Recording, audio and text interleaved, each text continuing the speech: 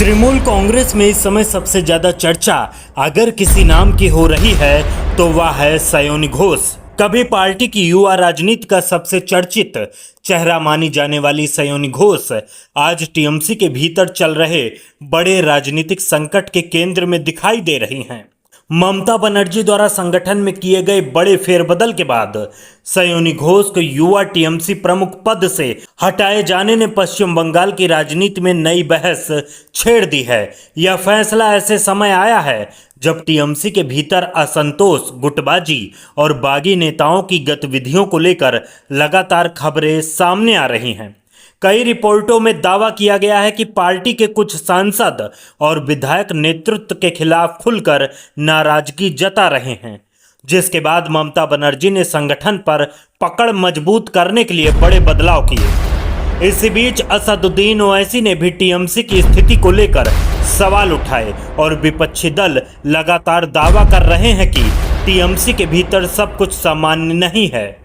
सबसे बड़ी बात यह है कि सयोनी घोष को हटाने का फैसला उस समय हुआ जब पार्टी के अंदर बगावत और अलग गुट बनने की चर्चा तेज थी। यही वजह है कि यह मामला सिर्फ एक पद बदलने का नहीं बल्कि टीएमसी के भविष्य, ममता बनर्जी की नेतृत्व क्षमता और पार्टी की एकजुटता से जोड़कर देखा जा रहा है।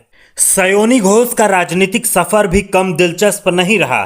फिल्म और टीवी जगत से राजनीति में आने वाली सयोनी घोष ने बहुत कम समय में टीएमसी में अपनी अलग पहचान बनाई। वर्ष 2021 में उन्हें युवा टीएमसी की कमान सौंपी गई थी और उन्हें अभिषेक बनर्जी के बाद पार्टी के युवा चेहरे के रूप में देखा जाने लगा। उन्होंने बंगाल के कई चुनावी अभियानों में सक्रिय भूमिका निभाई और युवा कार्यकर्ताओं के बीच अपनी पकड़ मजबूत की। लेकिन 2026 के पश्चिम बंगाल विधानसभा चुनाव के बाद राजनीतिक हालात तेजी से बदल गए। चुनावी झटके और संगठन के भीतर बढ़ती नाराजगी ने टीएमसी नेतृत्व पर दबाव बढ़ा दिया। कई नेताओं ने पार्टी की कार्यशैली और फैसलों पर सवाल उठाने शुरू कर दिए।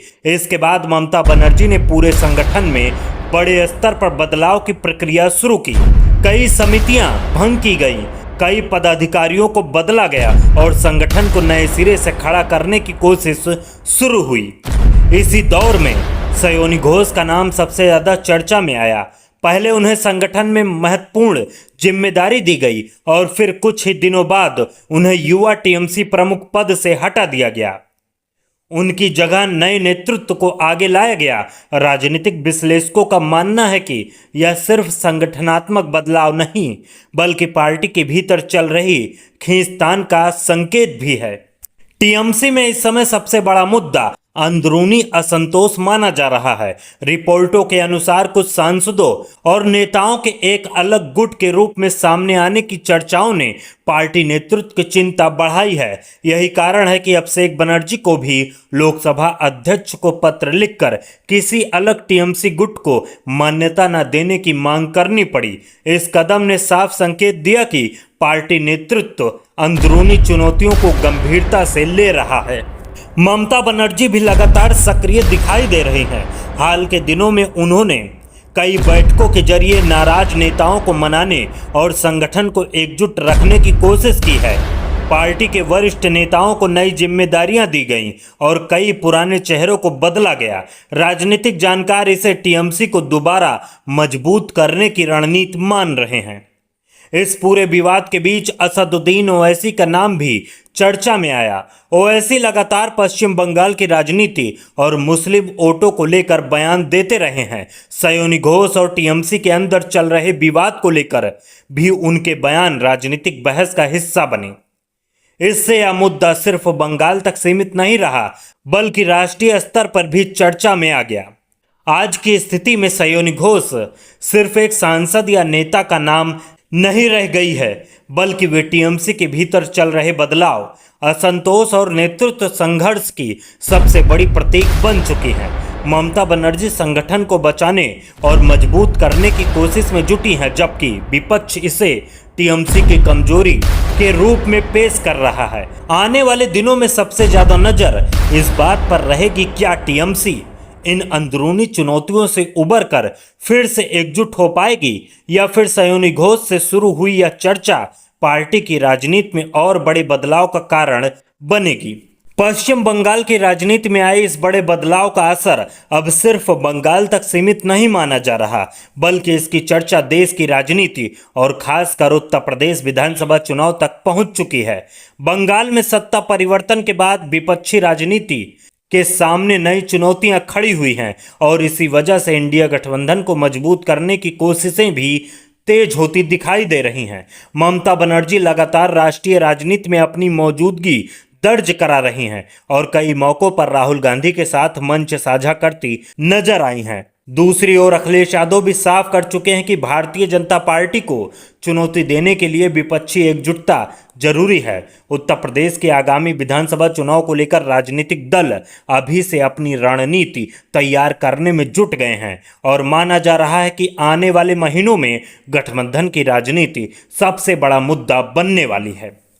इसी बीच असदुद्दीन ओवैसी भी लगातार सक्रिय हैं और उत्तर प्रदेश की राजनीति को लेकर अपने इरादे स्पष्ट कर चुके हैं। ओवैसी पहले भी कह चुके हैं कि उनकी पार्टी सम्मानजनक हिस्सेदारी मिलने पर राजनीतिक सहयोग के लिए तैयार है, जबकि दूसरी तरफ बहुजन समाज पार्टी की प्रमुख मायावती ने हमेशा की तरह अकेले चुनाव लड़ने की रणनीति पर जोर दिया है। यही वजह है कि उत्तर प्रदेश की राजनीति में इस समय कई तरह के समीकरणों की चर्चा चल रही है। एक तरफ समाजवादी पार्टी और कांग्रेस के साथ आने की संभावनाओं पर बहस हो रही है, तो दूसरी तरफ बसपा और एआईएमआईएम अपनी अलग राजनीतिक जमीन मजबूत करने की कोशिश में लगी हुई है।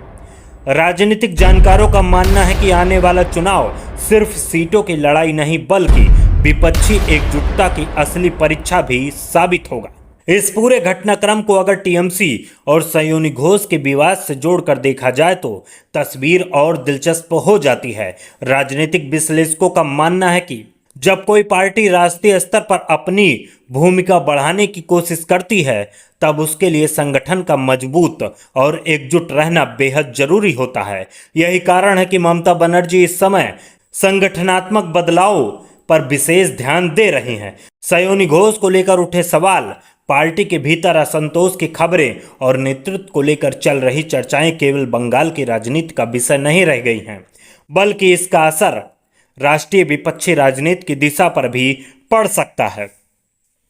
आने वाले समय में यह देखना बेहद दिलचस्प होगा कि ममता बनर्जी, राहुल गांधी, अखिलेश यादव, मायावती और असदुद्दीन ओवैसी जैसे बड़े नेता किस रणनीति के साथ आगे बढ़ते हैं, क्योंकि उत्तर प्रदेश का चुनाव सिर्फ एक राज्य का चुनाव नहीं, बल्कि देश की राजनीति का अगला बड़ा राजनीतिक सेमीफाइनल माना जा रहा है। ऐसे में बंगाल से लेकर उत्तर प्रदेश तक बदलते राजनीतिक समीकरणों पर पूरे देश की नज़र बनी हुई है।